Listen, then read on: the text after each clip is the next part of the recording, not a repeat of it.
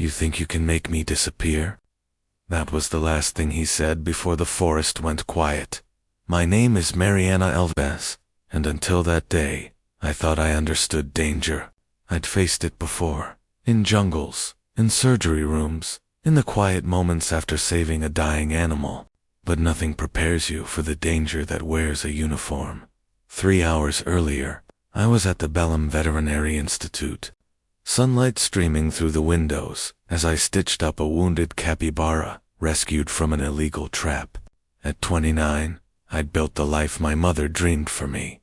Respected, independent, safe, or so I thought. The call came right after I finished surgery. 7 missed calls from my mother, Donna, Selena. When I called back, her voice trembled. The pharmacy in Etiópia, our small hometown, had refused to deliver her insulin again. They said it needs my signature, she whispered. I can't walk that far, Filia. My stomach twisted. Etiópia, the town I'd left 10 years ago, a place where people like us were taught to stay quiet, stay small. But she needed me. I promised I'd come before dark. I changed from scrubs into jeans and a plain blouse, tied my hair back, and started the 2-hour drive west. I told myself it would be simple. Pick up the medicine, drop it off, drive home. The sky was still bright when I crossed the Tapajós River, but by the time I reached the old highway, shadows had begun to stretch across the road. That's when I saw the flashing lights in my rear view mirror. I slowed immediately, my hand steady on the wheel, every instinct from childhood rising like old ghosts. You don't argue. You don't move fast. You don't look them in the eye too long.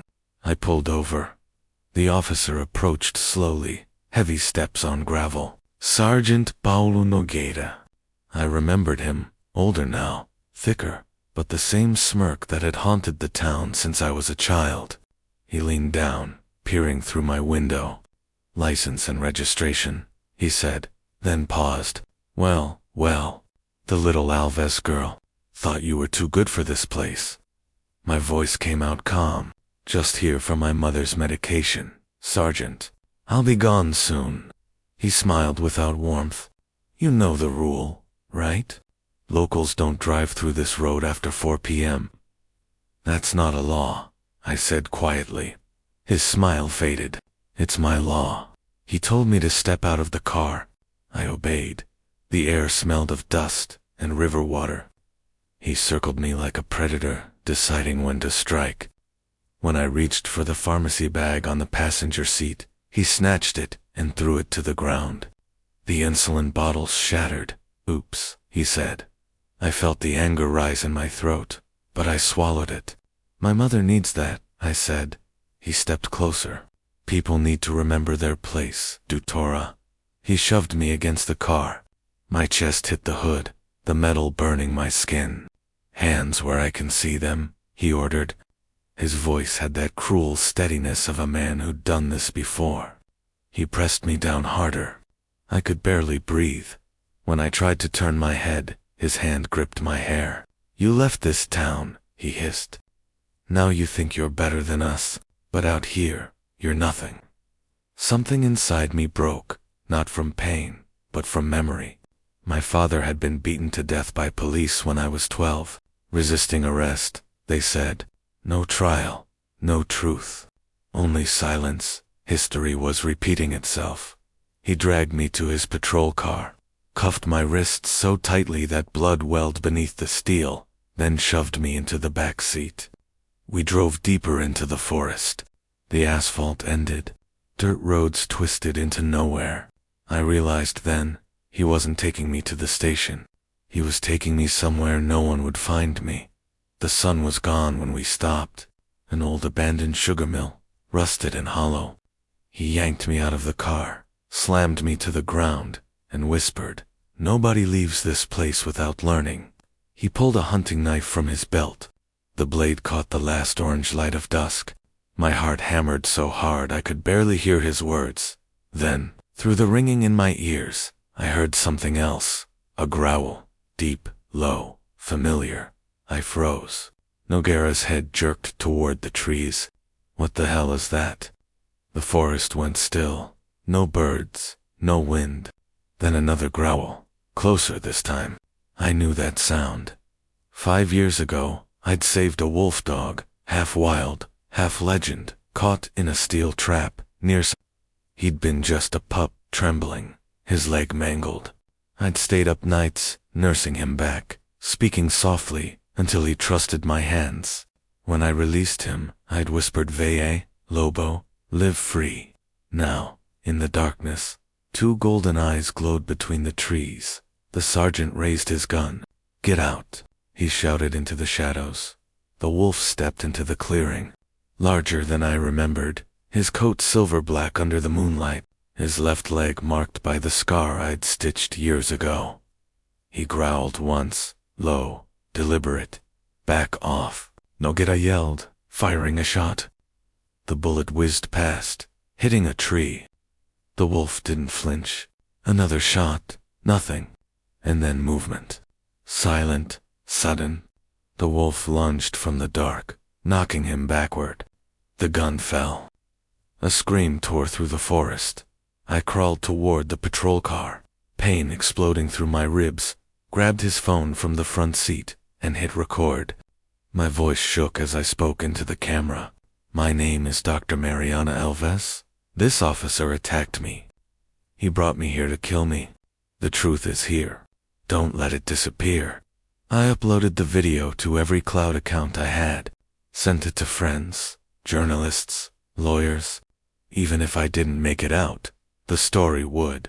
When I looked back, the clearing was chaos, the officer scrambling, the wolf standing between us, eyes burning like fire.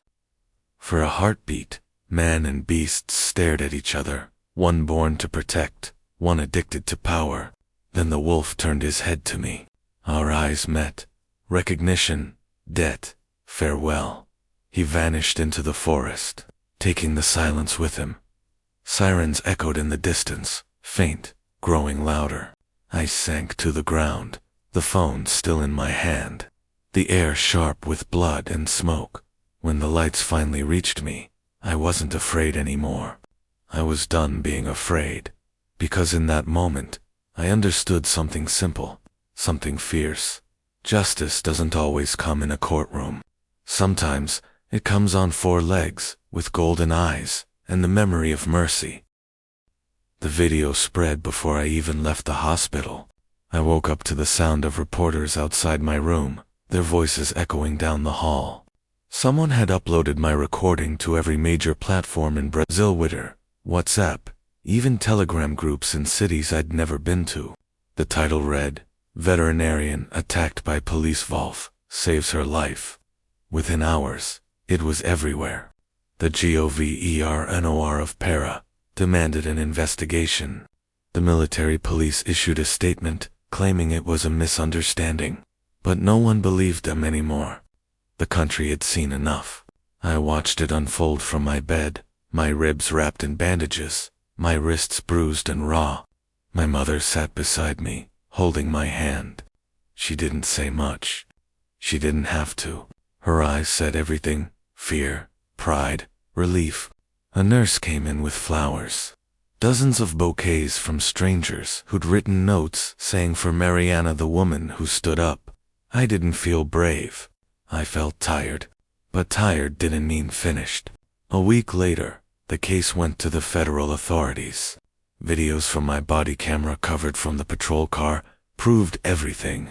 The assault, the threats, the abuse of power. Sergeant Paulo Nogueira was arrested and charged with attempted murder, kidnapping, and corruption. When they brought him into court, his face was pale, eyes hollow. He didn't look at me. I stood before the judge, voice steady, and gave my statement. I didn't speak about revenge. I spoke about fear, about what it does to people when silence becomes a way of survival. I said, justice isn't a gift. It's a debt, and today, it's finally being paid. The courtroom stayed quiet after that. Outside, people were waiting, students, women, even old men from towns I'd never visited. They held signs with my name. I didn't know how to feel. I just walked through them, the air thick with noise, with hope, with something new, freedom. Months passed. I went back to work at the veterinary center. Life returned, slowly. Sometimes, at night, I drove past the Tapajos River and stopped by the forest's edge. The air there always smelled different, wild, alive. Once, I thought I saw him, a shadow between trees, eyes like embers. I smiled, whispered obrigado, and drove home. The world didn't change overnight, but something shifted. People started speaking louder, standing taller. Laws were questioned, policies rewritten. Justice didn't roar anymore, whispered through every voice that refused to stay quiet. My scars faded, but they never disappeared, and that's fine. They remind me of what I survived and who stood beside me when no one else would. I'm still just Mariana Alves, a woman who fixes what's broken. But now, when I look in the mirror, I don't just see the person who was attacked. I see the one who fought back, and the one who learned that even in the darkest corners of Brazil, justice can still find its way, sometimes on 2 feet, sometimes on 4.